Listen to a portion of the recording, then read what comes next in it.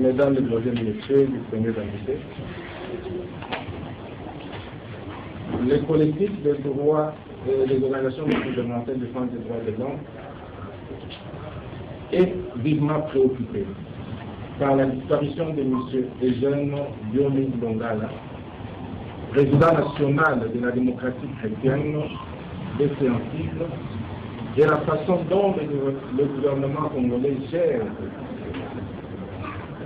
ce dossier. M.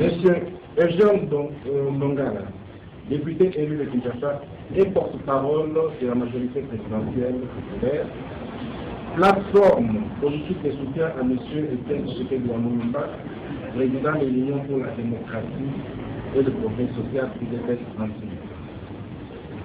En effet, l'opinion se souviendra que le 26 juin 2012, aux environs de 22 heures, un groupe de policiers sous le commandement du colonel Kanyama, commandant de la police nationale du district de la Mukunga, ville de Kinshasa, est descendu à la permanence de la démocratie chrétienne si cette des avenue colonel Ebea dans la commune de la Gombe et a investi les lieux.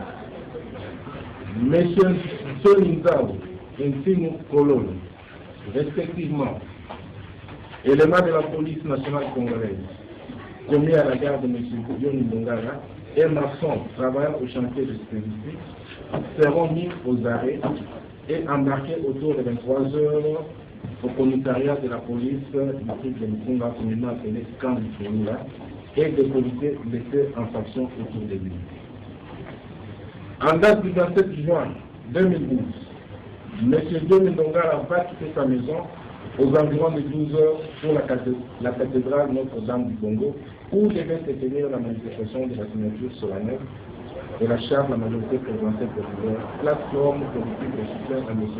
Tshisekedi et dont il est le porte-parole. Il sera enlevé en cours de route et amené vers une destination inconnue. Contre toute attente, il est de noter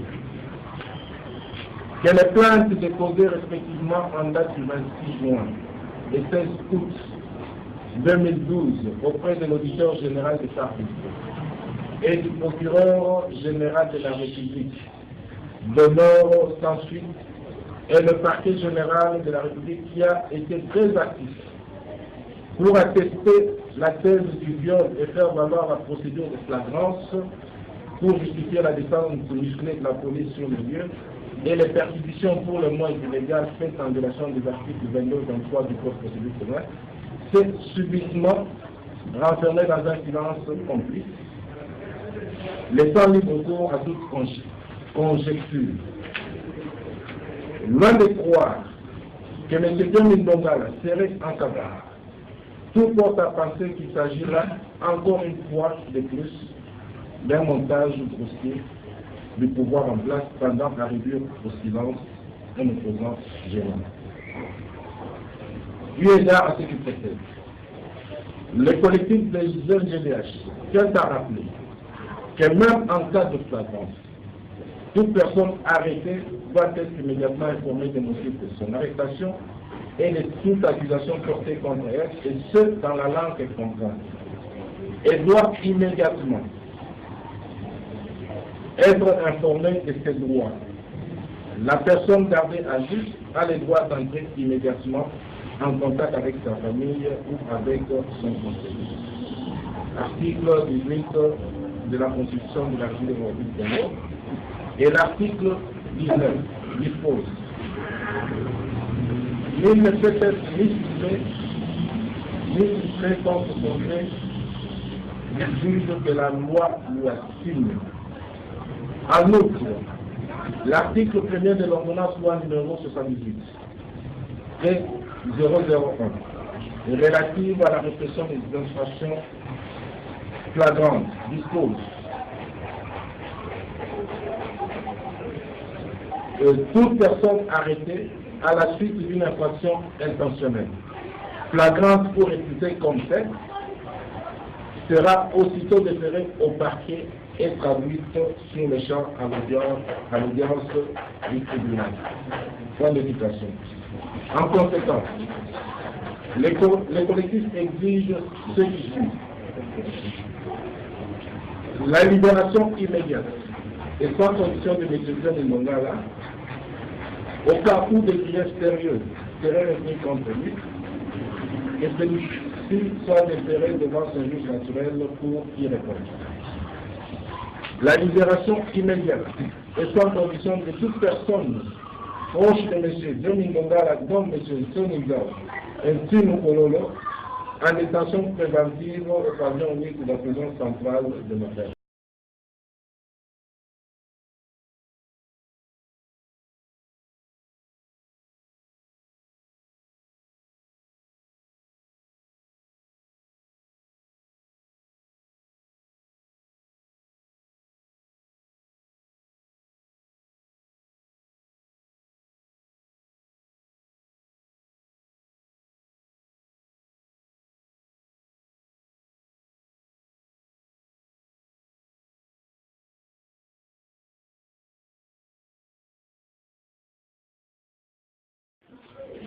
C'est M. Jojo Wakadi à la référence Wakadi.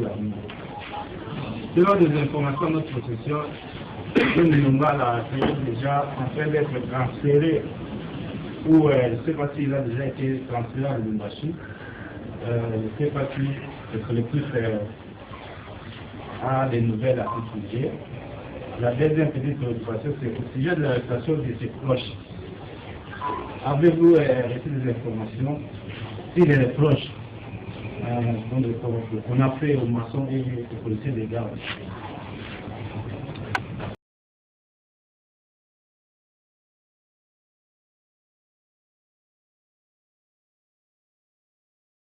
Je voudrais savoir qu'est-ce que prévoit les politiques au cas où le gouvernement de l'État n'est pas content en position notamment de libérer les gens. Merci beaucoup. Le collectif est actif sur le terrain. Il suit de près non seulement le cas de John Mongala, mais bien d'autres qui se posent et dont nous observons la recrudescence de l'instrumentalisation de la justice en ce moment. Et c'est un débat des sages où nous sommes en train d'utiliser, de recourir aux moyens démocratiques pour nous faire entendre, comme tout autre citoyen, au gouvernement de la République qui est censé protéger les personnes et les biens, et ça relève de ses missions régaliennes. C'est une stratégie de lutte. Le moment venu, nous vous inviterons ici ou dans les salles d'autres organisations sœurs membres du collectif.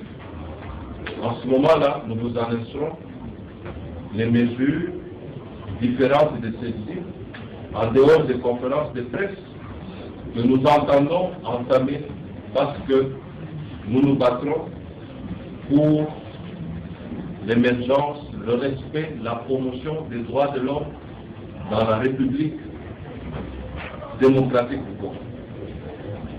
Voilà, merci beaucoup. Je voulais ajouter un élément au chef collègue. Je crois que le collectif a déjà pris des dispositions. On a contacté même les commissaires au niveau du Conseil de droits de l'homme à Genève, le commissaire chargé des exécutions extrajudiciaires. Et les démarches sont en train de se faire à ce niveau-là et ils vont contacter le gouvernement en place pour savoir qu'est-ce qui se passe au juste pour ces cas.